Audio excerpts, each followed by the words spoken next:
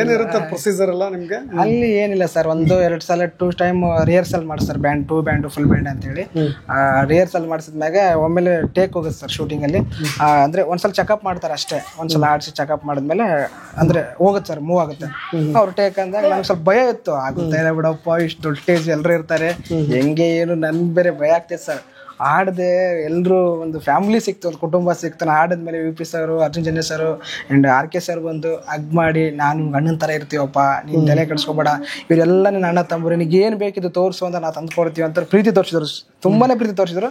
ಆ ಪ್ರೀತಿ ನಾನು ಯಾವತ್ತೂ ಚಿರುಣಿಯಾಗಿರ್ತೀನಿ, ಅವೆಲ್ಲ ಯಾವುದು ಮರೆಯೋಕ್ಕಾಗಲ್ಲ. ಆಮೇಲೆ ಸುದೀಪ್ ಸರ್ನಂತೂ ಮರೆಯೋಕ್ಕಾಗಲ್ಲ. ಶಿವಣ್ಣ ಆಗಿರ್ಬೋದು, ಸುದೀಪ್ ಸರ್ ಆಗಿರ್ಬೋದು, ಲೂಸ್ ಮಾದ ಯೋಗಿ ಸರ್ ಅಂತೂ ತುಂಬ ಇಷ್ಟ ನನಗೆ. ಅವರು ಅಂದ್ರೆ ಗೋಡೇಶ್ವರ ಗಣೇಶ್ ದೊಡ್ಡ ಅಭಿಮಾನಿ ನಾನು.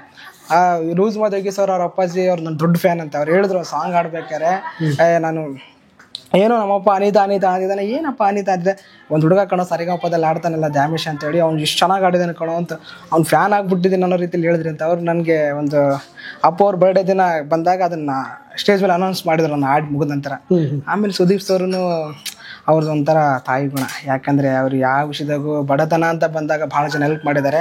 ಆಲ್ಮೋಸ್ಟ್ ನಾನು ಸೋಷಿಯಲ್ ಮೀಡಿಯಾದಲ್ಲಿ ನೋಡಿದ್ದೀನಿ ಅವ್ರದ್ದು ಹೆಲ್ಪ್ನೆಸ್ಸು, ನನಗೂ ಅದೇ ಥರ ಮಾಡಿದ್ದಾರೆ. ನಾನು ಒಂದು ಹಾಡು ಮುಗಿದ ನಂತರ ದ್ಯಾಮೇಶ, ನೀವು ಯಾವ ಫಿಲಿಮ್ಗಾದರೂ ಸರಿ ಅರ್ಜುನ್ ಜನ್ಯ ಸರ್ ಪರವಾಗಿ ನಾನು ನಿಮ್ಗೆ ಮಾತು ಕೊಡ್ತೀನಿ, ನೀವು ಅಲ್ಲಿ ಹಾಡ್ತೀರಾ ಅಂದರೆ ನನಗೊಂದು ಫಿಲಿಮ್ಗೆ ಅವಕಾಶ ಮಾಡಿಕೊಟ್ರು ಆಡೋಕ್ಕೆ.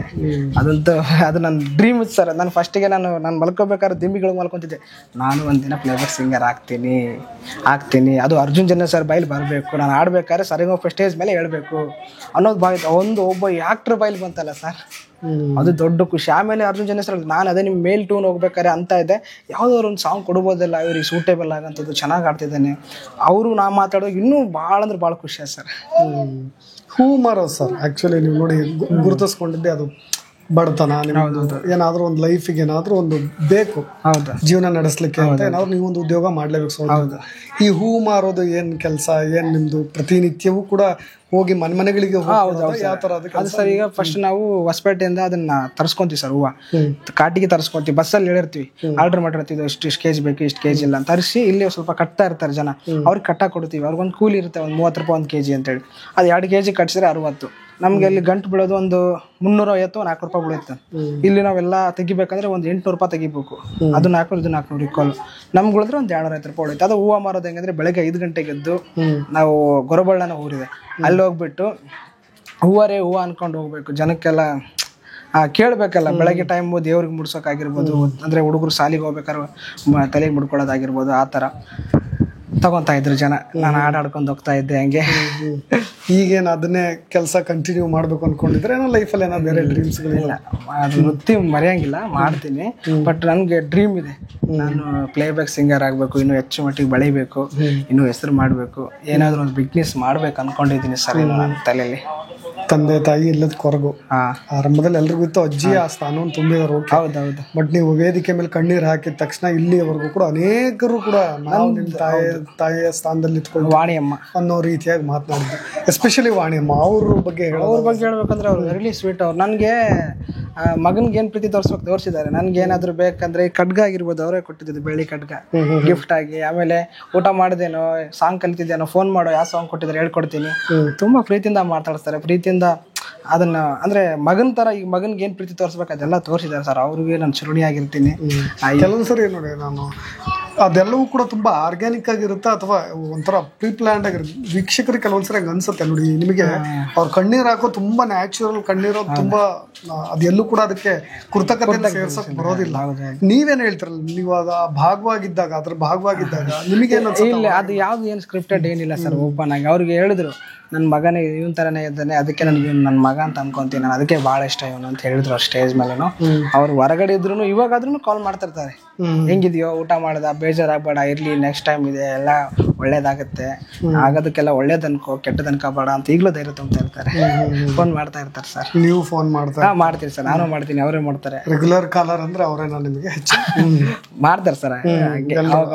ಆಲ್ಮೋಸ್ಟ್ ಅವಾಗ ಹೆಂಗಿದ್ಯಪ್ಪ, ಚೆನ್ನಾಗಿದ್ಯಾ, ಇವಾಗ ಸ್ವಲ್ಪ ಹೊರಗಡೆ ಬಂದ್ವಲ್ಲ, ಸ್ವಲ್ಪ ಅವ್ರವ್ರ ಕೆಲಸ, ನಮ್ದು ಒಂದು ಕೆಲಸ ಬಿಜಿ ಇರ್ತೀವಿ. ಹೌದೌದು. ಈ ಸಕ್ಸಸ್ನ ತಂದೆ ತಾಯಿ ಇದ್ದಿದ್ರೆ ಇನ್ನೂ ಕೂಡ ಭಾಳ ಖುಷಿ ಪಡ್ತಾ ಇದ್ರು. ಬಟ್ ಏನ್ ಮಾಡಕ್ಕಿಲ್ಲ ಸರ್, ಲೈಫ್ ಅಲ್ಲ, ಹಣೆ ಬರ್ದಲ್ಲಿ ಏನ್ ಬರುತ್ತೆ ಅದೇ ಆಗೋದು. ಹಂಗೆ ನಂದೊಂದು ಡ್ರೀಮ್ ಇದೆ ಸರ್, ಮನೆ ಕಟ್ಸ್ಕೋಬೇಕಂತ.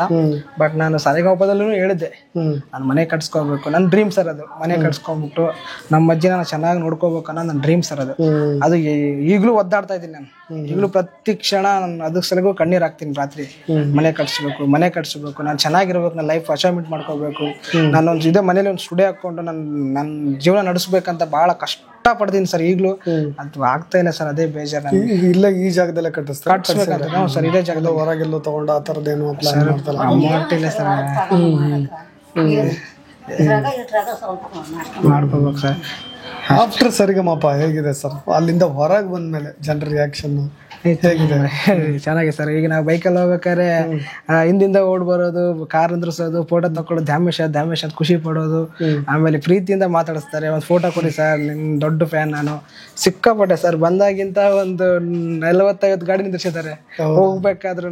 ಇವಾಗಾದ್ರೂ ನಾನು ರೋಡಿಗೆ ಹೋಗ್ಬಿಟ್ರೆ ದ್ಯಾಮೇಶ ಬಂದ ಅನ್ನೋ ಒಂದು ಖುಷಿ ಇರ್ ಸರ್. ಸೊ ಟಿವಿಲಿ ನೋಡ್ತಿದ್ವಿ, ಇವತ್ತು ಎದುರು ಸಿಕ್ಕಿದ್ದಾನೆ ಅವನು ಅನ್ನೋ ಒಂದು ಪ್ರೀತಿ ಸರ್. ಫೋಟೋ ತಗೊಂತಾರೆ, ಚೆನ್ನಾಗಿ ಮಾತಾಡಿಸ್ತಾರೆ.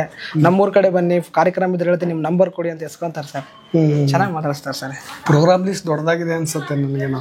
ಪ್ರತಿ ಸರ್ ಬಿಸಿ ಆಗ್ಬಿಟ್ಟಿದ್ದೀರಾ ಅನ್ಸುತ್ತೆ. ಹೌದು ಸರ್, ಅದೇ ಸರ್, ಪ್ರಮೋಷನ್ ಕಾರ್ಯಕ್ರಮ ಹಂಗೆ ಬರ್ತಾ ಇದೆ ಸರ್.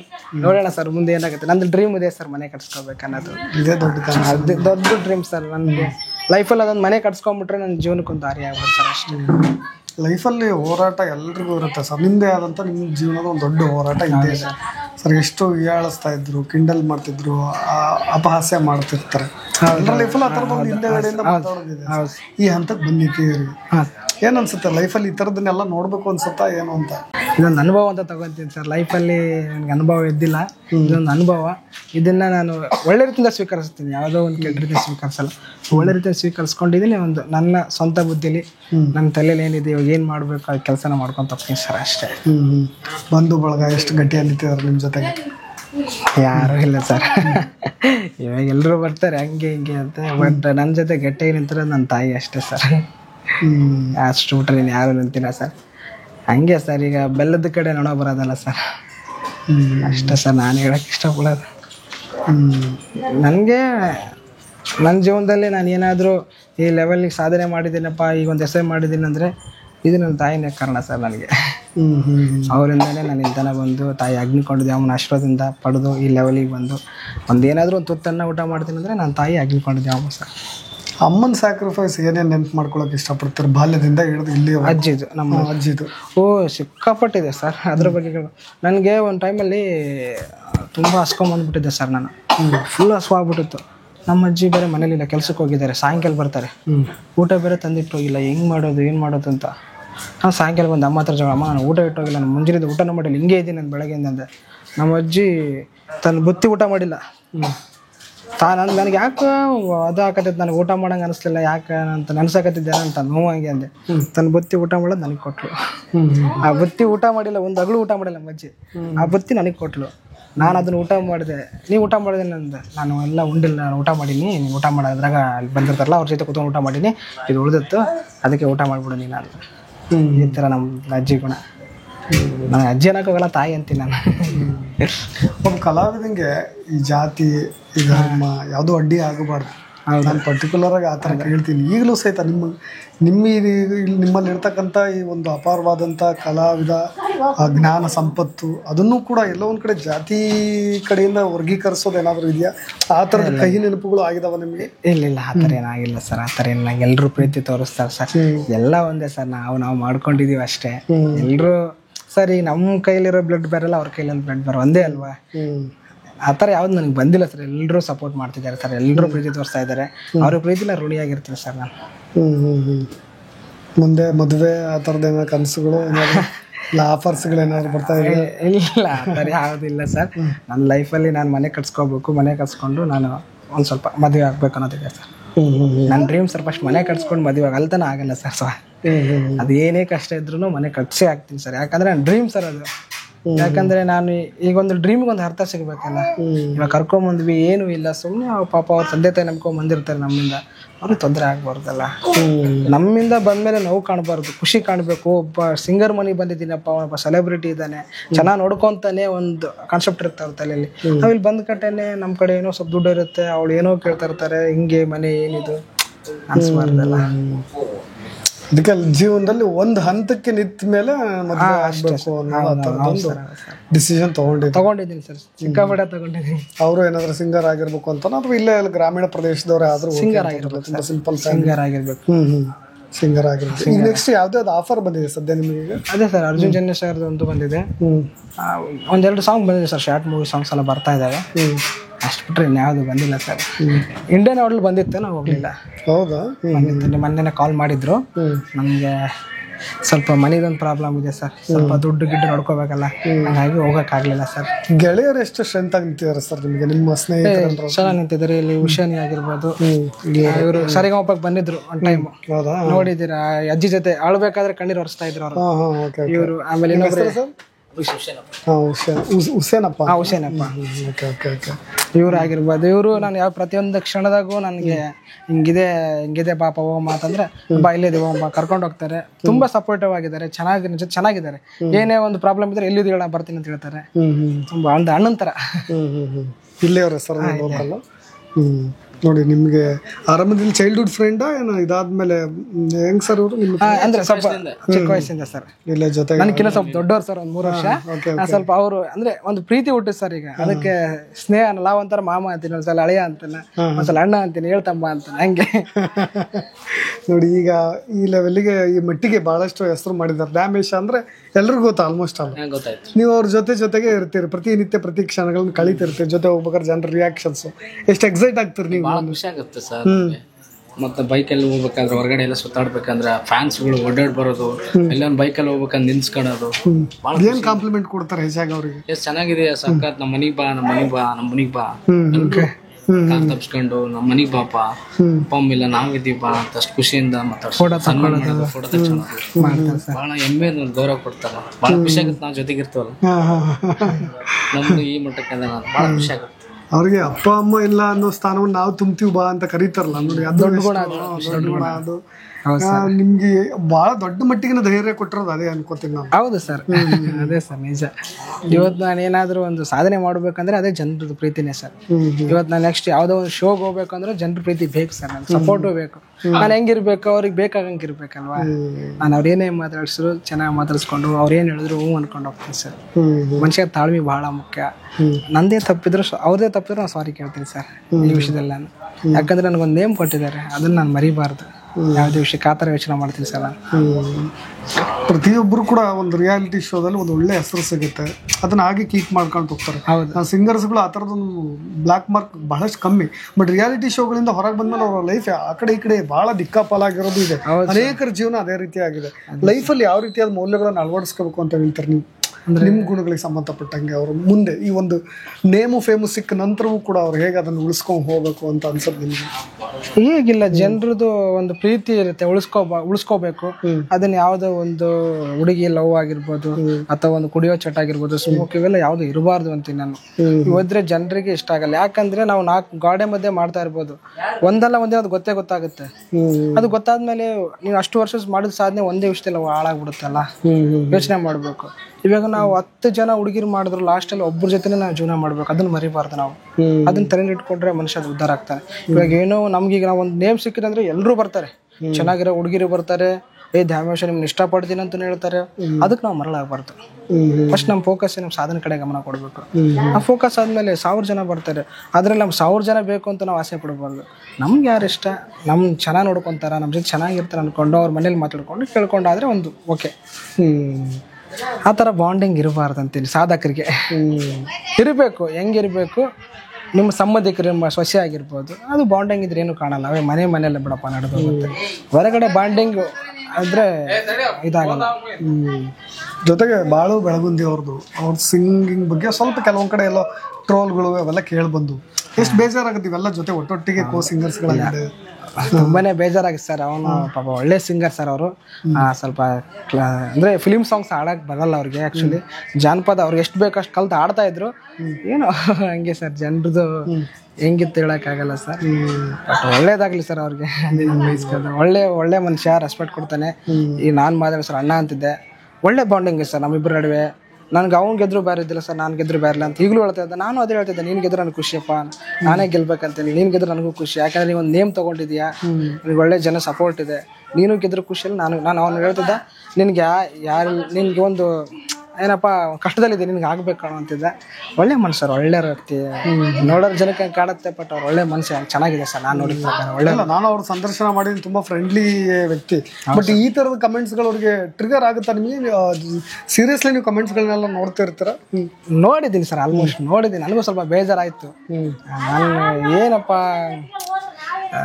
ಏನೋ ಅವ್ರು ಎಷ್ಟು ವಿಷಯಕ್ಕೆ ಸಂಬಂಧಪಟ್ಟಾಗ ನಿಮ್ಮ ಹತ್ರ ಏನಾರ ಶೇರ್ ಮಾಡ್ಕೊಂಡಿದ್ರು? ಇಲ್ಲ ಮಾಡ್ಕೊಂಡಿಲ್ಲ, ಅಂಥದ್ದೇ ಶೇರ್ ಮಾಡ್ಕೊಂಡು ನೋಡ್ತಿದ್ದೆ. ಸ್ವಲ್ಪ ಬೇಜಾರು ಮಾಡ್ಕೊಂತಿದ್ದೆ, ಸುಮ್ಮನೆ ಹೇಳ್ತಿದ್ದೆ. ಯಾವ್ದು ಇದು ಮಾಡ್ಕೊಂಡಿದ್ದೆ. ನೀವು ನಿಮಗೆ ಸಂಬಂಧಪಟ್ಟಾಗ ಏನಾರ ಕಮೆಂಟ್ಸ್ಗಳನ್ನೆಲ್ಲ ರೀಡ್ ಮಾಡಿದ್ರೆ ಓದ್ತಿರ್ತೀರ ಯಾವಾಗಾದ್ರೂ? ನಮ್ಗೆ ಓದ್ತಾ ಇರ್ತೀನಿ ಸರ್. ನನಗೆ ಸ್ವಲ್ಪ ಬಡವ್ರ ಮಕ್ಳು ಬೆಳಿಬೇಕು ಅನ್ನೋ ಕಮೆಂಟ್ಸ್ ಭಾಳ.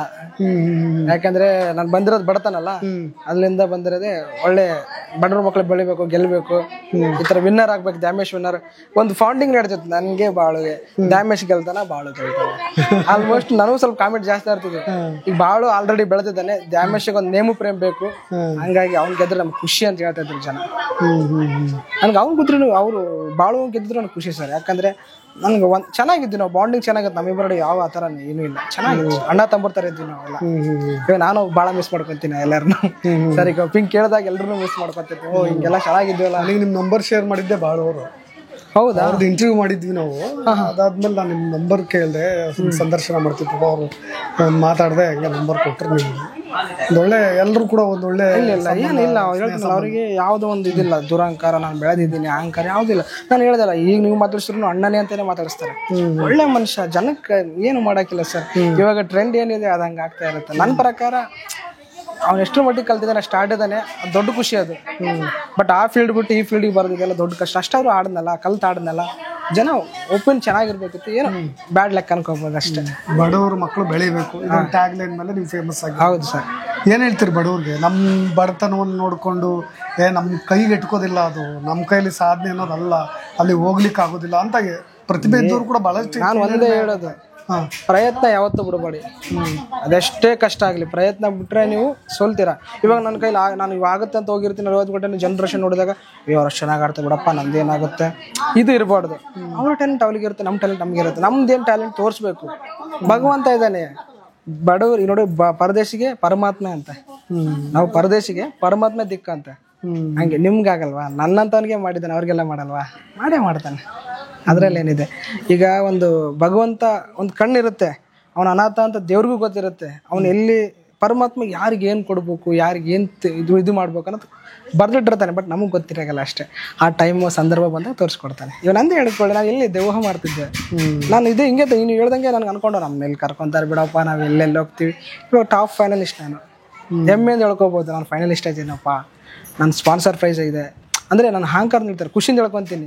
ಎಲ್ಲೋ ಇದ್ದವನು ಒಂದು ಈ ಲೆವೆಲ್ ಬಂದು ಒಂದು ಸಾಧನೆ ಮಾಡ್ತಿದ್ದಾನೆ ಅಂದರೆ ದೊಡ್ಡ ಖುಷಿ ಅದು ನನಗೆ. ತಾವು ಮಾಡ್ತಾರೆ, ಯಾಕೆ ಮಾಡಲ್ಲ? ಪರಮಾತ್ಮ ಯಾವತ್ತೂ ಯಾರಿಗೂ ಕೈ ಬಿಡಲ್ಲ. ಪ್ರಯತ್ನ ಪಟ್ಟರೆ ದೇವ್ರೂ ಸೋಲ್ತಾನಂತೆ. ಪ್ರಯತ್ನ ಪಡ್ತಾ ಇರ್ಬೇಕು ಅಷ್ಟೇ ನನ್ನ ಪ್ರಕಾರ. ಯಾವುದೂ ಆಗಲ್ಲ ಅಂತ ಕೂಡಬಾರ್ದು. ಆಗುತ್ತೆ, ಮಾಡೋಣ. ಇವತ್ತಿಷ್ಟು ಮಾಡಿದ್ದೀನಿ, ನಾಳೆ ಇನ್ನಿಷ್ಟು ಮಾಡೋಣ ಅನ್ನೋ ಒಂದು ತಲೆಯಲ್ಲಿ ಇರಬೇಕು. ಇವತ್ತೇ ಇಷ್ಟು ಮಾಡಿನಪ್ಪ, ಆಗೋಲ್ತು ಬಿಡಪ್ಪ, ಅದು ಕೊನೆವರೆಗೂ ಬಿಟ್ಬಿಡ್ಬಾರ್ದು. ಮಾಡ್ಕೊತ ಹೋಗ್ತಿದ್ರೆ ಆಗುತ್ತೆ ನನ್ನ ಪ್ರಕಾರ.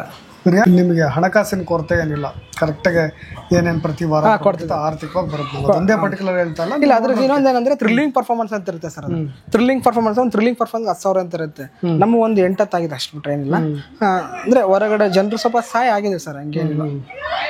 ಚೆನ್ನಾಗಿ ನೋಡ್ಕೊಂತಿದ್ದಾರೆ ಸರ್. ಬಟ್ ವೀಕ್ಲಿ ಪೇಮೆಂಟ್ ಆಗುತ್ತಾ ನಿಮಗೆ ಅಲ್ಲಿ? ಇಲ್ಲ ಸರ್, ಅದು ವಾರಕ್ಕೆ ಒಂದಿರುತ್ತಂತೆ. ಅದು ಶೋ ಮುಗಿದ್ಮೇಲೆ 1 ಮಂತ್ ಆದ್ಮೇಲೆ ಅದನ್ನ ಇದು ಮಾಡ್ತಾರೆ. ಎಲ್ರದ್ದು ಹಾಕ್ಬೇಕಲ್ಲ, ಸ್ವಲ್ಪ ಒಂದು ನೇಮ್ ಅವ್ರದೆಲ್ಲ ಅಕೌಂಟ್ ತಗೊಂಡು ಎಲ್ಲ ತಗೊಂಡು ಇದು ಮಾಡ್ತಾರೆ ಸರ್. ಆ ವಿಚಾರದಲ್ಲಿ ಏನ್ ಕೊರತೆ ಇಲ್ಲ ಸರ್. ಜಿ ಕನ್ನಡದಕ್ಕೆ ನಾವು ಆಕ್ಚುಲಿ ಬೈಬಾರ್ದು. ಕೆಲವೊಂದು ಜನ ಬೈತಾರೆ ಅದು ಇದು ಅಂತ.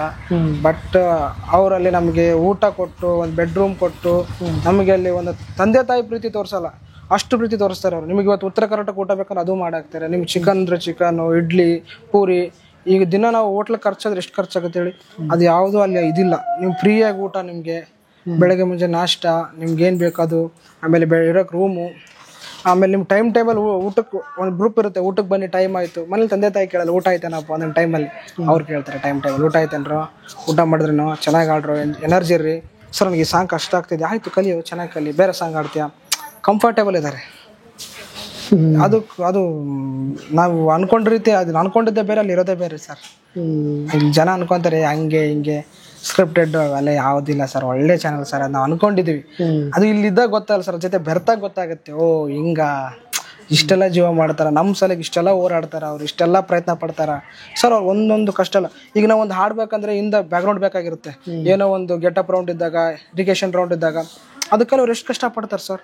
ನಮ್ಮ ಸಲಗೆ ನಮ್ಮ ಮೇಕಪ್ ಸ್ವಲ್ಪ ಟಚಪ್ ಕೊಡ್ರು, ಪ್ರತಿ ಒಂದು ಡ್ರೆಸ್ಸಿಂಗ್ ಏನೋ ಇಲ್ಲಿ ಕಲಿಯೋಕೆ ಇದು ಬಿಚ್ಚಿ ಹಾಕ್ಸರೋ, ಬೇರೆ ಹಾಕ್ಸರೋ, ನಾವು ಚಂದ ಕಾಣಬೇಕು, ನಾವು ಬೆಳೆದಿಲ್ಸಿದ್ರೆ ಅವ್ರು ಚಂದ ಬೆಳೀಲಿ, ಚಂದಾಗಿ ಅವ್ರ ಒಂದು ಜನಕ್ಕೆ ಗೊತ್ತಾಗಲಿ, ಅವ್ರದ್ದೊಂದು ಜೀವನ ಆಗಲಿ, ಅವ್ರು ಅಷ್ಟು ಕಷ್ಟಪಡ್ತಾರೆ ಸರ್. ನಿಜವಾಗ್ಲೂ ಸರಿಗಮಪ್ಪ, ಅದನ್ನು ಒಂಥರ ತಂದೆ ತಾಯಿ ಸಿಕ್ಕಿದ್ದಕ್ಕೆ ನನ್ನ ಜೊತೆ ಅದ್ರ ಜೊತೆ ಜೀವನ ಮಾಡ್ಕೊಂಡು ಹೋಗ್ತಾ ಇದ್ದೀನಿ ನನ್ನಪ್ಪ ಅನ್ನೋ ಒಂದು ಭಾವನೆ ಹುಟ್ಟಿದೆ ಸರ್. ತುಂಬ ಇಷ್ಟ ಆಗಿದ್ದು ಜಡ್ಜ್ ಯಾರು ಸರ್ ನಿಮಗೆ? 3 ಸರ್. 3 ಒಳ್ಳೆ ರೀತಿ ಪ್ರೀತಿ ತೋರಿಸ್ತಿದ್ರು. ನಾನು ತಪ್ಪಾಡ್ದಲ್ಲಿ ತಪ್ಪು ಕಲಿಯಪ್ಪ ಚೆನ್ನಾಗಿ, ಇಲ್ಲಿ ತಪ್ಪಾಗ್ತಿದೆ, ಎಲ್ಲರೂ ಪ್ರೀತಿ ತೋರಿಸ್ತಾರೆ ಸರ್. ಹಂಗೇನಿಲ್ಲ ಸರ್, ಎಲ್ಲರೂ ಒಂದೇ ಥರ ಪ್ರೀತಿ ತೋರಿಸಿದ್ದಾರೆ, ಅದೇ ದೊಡ್ಡ ಖುಷಿ ಸರ್ ನನಗೆ. ರಾಕೇಶ್ ಪೂಜಾರಿ ಅವರು ಒಡನಾಟ ಇತ್ತ ನಿಮಗೆ ಶೋ ಹೋದ್ಮೇಲೆ? ಇಲ್ಲ ಸರ್, ನನಗೆ ಒಡನಾಟ ಇದ್ದಿಲ್ಲ, ಬಟ್ ಅವ್ರದ್ದು ನಾನು ಮಾತಾಡಿಸ್ತಾ ಇದ್ದೆ, ಸರ್ ಹೇಗಿದ್ದೀರಾ, ಚೆನ್ನಾಗಿದ್ದೀರಾ ಮಾತಾಡಿಸ್ತಿದ್ದೆ. ಅವರು ಒಂದು ನನ್ನ ಸ್ಕಿಟ್ ಮಾಡಿದ್ರು, ಒಂದು ಅರ್ಜುನ್ ಪಾತ್ರ, ಅದು ಮರೆಯಲಕ್ಕಾಗಲಾಗ್ರ ಸರ್. ಅದು ಯಾಕಂದ್ರೆ ಅವ್ರು ಸ್ಕಿಟ್ ಮಾಡ್ಬೇಕಾದ್ರೆ ಅವರು ರಿಯಾಕ್ಟಿವ್ ಚೆನ್ನಾಗಿ ಮಾಡ್ತಾ ಇದ್ರು, ಸೇಮ್ ಅರ್ಜುನ್ ಸರ್ ಥರ ಆ್ಯಕ್ಟಿಂಗು. ಅಯ್ಯಪ್ಪ, ಅದು ಮರೆಯೋಕ್ಕಾಗಲ್ಲ ಸರ್. ಅವ್ರನ್ನಂತೂ ಅವ್ರ ಆತ್ಮಕ್ಕೆ ಶಾಂತಿ ಸಿಗಲಿ ಅಂತ ಕೇಳ್ಕೊತೀವಿ ಸರ್ ನಾನು ಈ ವಿಷಯದಲ್ಲಿ. ಒಳ್ಳೆಯ ದೊಡ್ಡ ಗುಣ, ಒಳ್ಳೆಯ ಮನುಷ್ಯರು, ಪಾಪ ಎಲ್ಲರ ಹತ್ರ ಸರಳತೆ ಇರೋರು. ಯಾರು ಮಾತಾಡ್ಸಿದ್ರು ಸರ್ ನಮಸ್ಕಾರ, ಹೆಂಗಿದ್ದೀರಾ, ಚೆನ್ನಾಗಿದ್ದೀರಾ, ಆರಾಮಾಗಿದ್ದೀರಾ, ಊಟ ಆಯ್ತಾ, ನಾನು ಮಾತಾಡ್ಸಿದೆ ಊಟ ಆಯ್ತಣ್ಣ, ಊಟ ಆಯ್ತು ರೀ, ಚೆನ್ನಾಗಿ ರೆಸ್ಪೆಕ್ಟ್, ಒಳ್ಳೆ ಮನುಷ್ಯ, ಒಳ್ಳೆ ವ್ಯಕ್ತಿತ್ವ. ಬಾಗಲಕೋಟೆ ವೇದಿಕೆಯಲ್ಲಿ ನಿಮಗೆ ಇಷ್ಟವಾದ ತಿನಿಸುಗಳನ್ನೆಲ್ಲ ತಾಯಂದ್ರೆ ಆ ಮೂಮೆಂಟ್ ಯಾವತ್ತೂ ಮರೆಯಕ, ಅದು ಋಣಿಯಾಗಿರ್ತೀನಿ ಬಾಗಲಕೋಟೆಗೆ ನಾನು. ಯಾಕಂದ್ರೆ ಒಂದು ತಾಯಿ ಪ್ರೀತಿ ಸಿಕ್ತು ಅಲ್ಲಿ ಅಷ್ಟು ಜನ ಬಂದು ನನ್ಗೆ ಇಷ್ಟವಾದ ಸ್ವೀಟು ತಂದಿದ್ರಲ್ಲಿ, ಅದು ದೊಡ್ಡ ಖುಷಿ ನನಗೆ. ಓ, ನನ್ನ ತಾಯಿ ಇದ್ರೆ ಹಿಂಗೆ ತಿನ್ನಿಸ್ತಾ ಇದ್ರಲ್ಲಪ್ಪ, ಇವರ ತಾಯಿ ಇದ್ರಲ್ಲ ಬಿಡು, ಮತ್ತೆ ಇನ್ನೇನಕ್ಕೆ, ಈ ಥರ ಭಾವನೆ ಹುಟ್ಟಿತ್ತು ನನಗೆ ಅಲ್ಲಿ. ಅವ್ರ ಪ್ರೀತಿ ಪಡೆಯೋದು ಅಷ್ಟು ಸುಲಭ ಅಲ್ಲ, ನನ್ಗೆ ಸಿಕ್ಕಿದೆ ನಾ ಪುಣ್ಯವಂತ ಅಷ್ಟೇ. ಬಾಗಲಕೋಟೆ ಜನತೆಗೆ ನಾನು ಇನ್ನೊಂದು ಹೇಳ್ಬೇಕಂದ್ರೆ, ಅವ್ರಿಗೆ ನಾನು ಋಣಿಯಾಗಿರ್ತೀನಿ. ಅಲ್ಲಿ ಬಂದ ನಾನು ಆಡ್ಬೇಕಾದ್ರೆ ಒನ್ಸ್ ಮೋರು ಆಡಿಸಿ ಅಂತ ಹೇಳಿದ್ರು, ಪ್ರೀತಿ ತೋರಿಸಿದ್ರು ಅಷ್ಟೇ. ಹೊರಗಡೆ ಬರ್ಬೇಕಾದ್ರೆ ಫೋಟೋ ತಗೊಳ್ಳೋದು, ಚೆನ್ನಾಗಿ ರೆಸ್ಪಾನ್ಸ್ ಮಾಡಿದ್ರು ಅವರು. ಒಂಥರ ನಮಗೆ ಆಫ್ಟರ್ ಶೋ ನಿಮಗೆ ಸುದೀಪ್ ಸರ್ ಏನಾದ್ರು ಎಕ್ಸ್ಟ್ರಾ ಸಲಹೆ ಕೊಟ್ರ, ಮಾತಾಡ್ಸಿದ್ರ ಪರ್ಸನಲಿ? ಮೇಲೆ ಅವ್ರ ಮನೆಗೆ ಹೋಗಿದ್ವಿ ನಾವು. ಹೋಗಿದ್ರ? ಹೋಗಿದ್ವಿ. ಒಳ್ಳೆ ಸರ್, ಅವ್ರು ಫ್ರೆಂಡ್ಲಿ ಸರ್, ಅವರು ಎಷ್ಟು ಚೆನ್ನಾಗಿ ಮಾತಾಡ್ತಾರೆ. ರಮೇಶ್ ಅವ್ರು ಏನು ಕುಡಿತೀರಾ, ಟೀ ಕುಡಿತೀರಾ ಸರ್? ಕುಡಿತೀನಿ. ನೀವೇನು ಕುಡಿತೀರಾ, ನೀವು ಫ್ರೂಟ್ಸ್ ತಿಂತೀರಾ, ಏನು ತಿಂತೀರಾ? ಒಳ್ಳೆ ವ್ಯಕ್ತಿ ಸರ್, ಒಳ್ಳೆ ಬಾಂಡಿಂಗ್. ನೋಡೋಕ್ಕಷ್ಟೇ ಆಟಿಟ್ಯೂಡ್ ಇರ್ಬೋದು ಬಿಡಪ್ಪ, ಈ ಥರ ಇರ್ಬೋದು, ಆ ಥರ ಇಲ್ಲ ಸರ್. ಅವರು ಒಳ್ಳೆ ಫ್ರೆಂಡ್ಲಿ ಸ್ವೀಟ್ ಸರ್ ಅವರು. ಒಂದೇ ಮಾತಾಡೋದು. ಶಿವಣ್ಣ ಅಪ್ಪ, ಅವರು ಅಷ್ಟೇ ಸರ್, ಅವ್ರು ನೋಡಿ ಭಾಳ ಕಲಿಬೇಕು. ಅವ್ರು ಪ್ರತಿಯೊಂದು ನಾವು ಆಡ್ಬೇಕಾದ್ರೂ ಎದ್ದಿಂತು ಕ್ಲಾಪ್ಸ್ ಆಗ್ತಿದ್ರು, ಎಲ್ರಿಗೂ ಒಂದೇ ಸಮಾನ ಗೌರವ ಕೊಡ್ತಾ ಇದ್ರು. ಅದು ದೊಡ್ಡ ಖುಷಿ ಸರ್. ಯಾಕಂದರೆ ಒಬ್ಬ ವ್ಯಕ್ತಿ ದೊಡ್ಡ ಮನೆ ಅನ್ನೋ ಒಂದು ನೇಮ್ ಇಟ್ಕೊಂಡು ಇವತ್ತಿಗೂ ಅದೇ ಸರಳತೆ ಇದಾರಲ್ಲ, ನನ್ಗೆ ಅವರು ಅಭಿಮಾನಿ ಆಗ್ಬಿಟ್ಟಿದೆ ಸರ್. ನಾನು ಆ್ಯಕ್ಚುಲಿ ನಾವು ಆಡ್ಬೇಕಾದ್ರೆ ನಿಮ್ಮ ವಾಯ್ಸ್ ಊತಾರಿದೆ ಧ್ಯಾಮೇಶ್ ಅವರೇ ಅಂತ ಹೇಳ್ತಾ ಇದ್ರು. ಒಂದು ದೊಡ್ಡ ಗುಣ ಸರ್. ನಾನು ಶಿವಣ್ಣಗೆ ಭಾಳ ಇಷ್ಟಪಡ್ತೀನಿ, Sudeep sir, Shivanna, love you sir. ತಾಯಿ ಮಹತ್ವದ ಬಗ್ಗೆ ಏನು ಹೇಳಕ್ಕೆ ಇಷ್ಟಪಡ್ತಾರೆ? ಬರ್ರಿ ಈ ಕಡೆ. ಅವ್ರ ಬಗ್ಗೆ ತಾಯಿ ಬಹಳಷ್ಟು ಜನಕ್ಕೆ, ಅನೇಕರಿಗೆ, ಎಲ್ರಿಗೂ ತಾಯಿ ಅಂದ್ರೆ ಇರ್ಬೋದು, ಆದ್ರೆ ತಾಯಿ ಪ್ರೀತಿ ಸರಿಯಾಗಿ ಸಿಕ್ತಿರ್ಲಿಲ್ಲ, ಸಿಗೋದಿಲ್ಲ. ಸಿಕ್ಕಿದೆ ಕೊರತೆ ಇದೆ. ಸಿಕ್ಕಿದೆ ನನಗೆ ಈ ತಾಯಿಯಿಂದ ಸಿಕ್ಕಿದೆ. ನನಗೇನು ತಂದೆ ತಾಯಿ ಏನು ಜೀವ ಮಾಡ್ಬೇಕು ಅದಕ್ಕಿಂತ ಹತ್ಪಟ್ಟು ಮಾಡಿದ್ದಾರೆ. ಏನು ತೊಂದರೆ ಇಲ್ಲ ಸರ್. ನನಗೆ ತಂದೆ ತಾಯಿ ಇಲ್ಲ ಅನ್ನೋ ಕೊರಗು ಮರೆಸಿದ್ರೆ ತಾಯಿ. ನನಗೆ ಇದ್ದಂಥ ತಂದೆ ತಾಯಿಗಳನ್ನ ಹೇಗೆ ನೋಡ್ಕೋಬೇಕು ಅಂತ ಹೇಳ್ತೀರಿ? ಅಂದ್ರೆ ಇದ್ದಂಥ ಬದುಕಿದ್ದಂಥ ತಂದೆ ತಾಯಿ ಓಕೆ, ಏನು ಹೆಂಗೆ ನೋಡ್ಕೋಬೇಕು, ಕರ್ತವ್ಯ ಏನಾಗಿರುತ್ತೆ?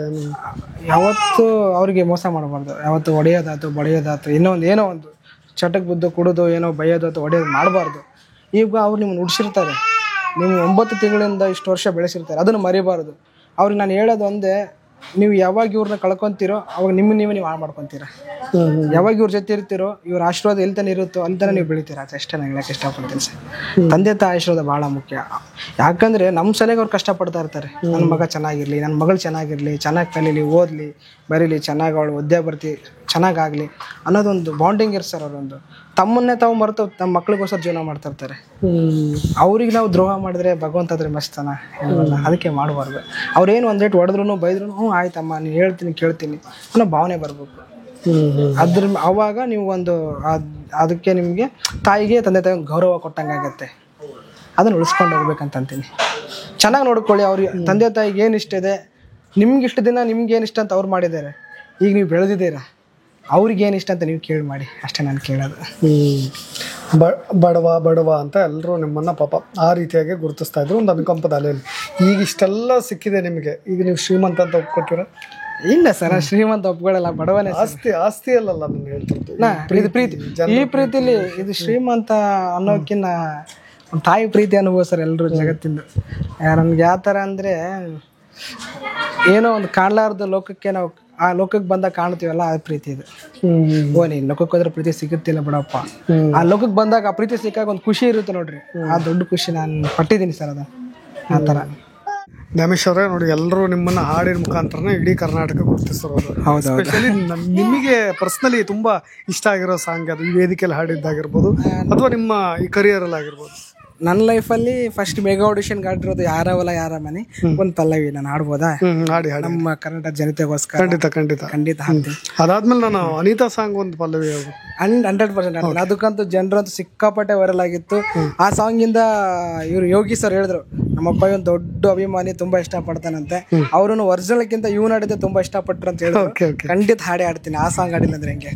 ಫಸ್ಟ್ ಇದೆ ಯಾರವಲ್ಲ ಯಾರವಲ ಯಾರ ಮನೆ ಮೆಚ್ಚಿ ಕುಂತೆ ಸೊಳ್ಳೆಗೆಲ್ಲ, ಯಾರವಲ ಯಾರ ಮನೆ ಮೆಚ್ಚಿ ಕುಂತೆ ಸೊಳ್ಳೆಗೆಲ್ಲ, ನಾನು ನನ್ನದು ಎನ್ನುತ್ತಿಗೆಲ್ಲ, ನಾನು ನನ್ನದು ಎನ್ನುತ್ತಿಗೆಲ್ಲ, ನೀ ಹೋಗುವುದೇ ಗೊತ್ತೇ ಇಲ್ಲ, ಯಾರವಲ ಯಾರ ಮನೆ ಮೆಚ್ಚಿ ಕುಂತೆ ಸುಳ್ಳೇನಲ್ಲ, ಯಾರವಲ ಯಾರ ಮನೆ ಮೆಚ್ಚಿ ಕುಂತೆ ಸುಳ್ಳೇನಲ್ಲ.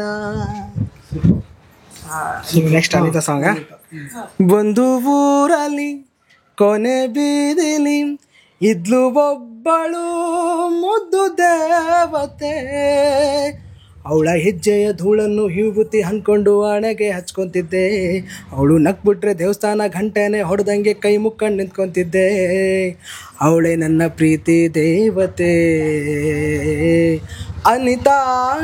ಓ ಅನಿತಾ, ಅನಿತಾ, ಓ ಅನಿತಾ, ಒಂದು ಊರಲ್ಲಿ ಕೊನೆ ಬೀದಿಲಿ ಇದ್ಲು ಒಬ್ಬಳು ಮುದ್ದು ದೇವತೆ.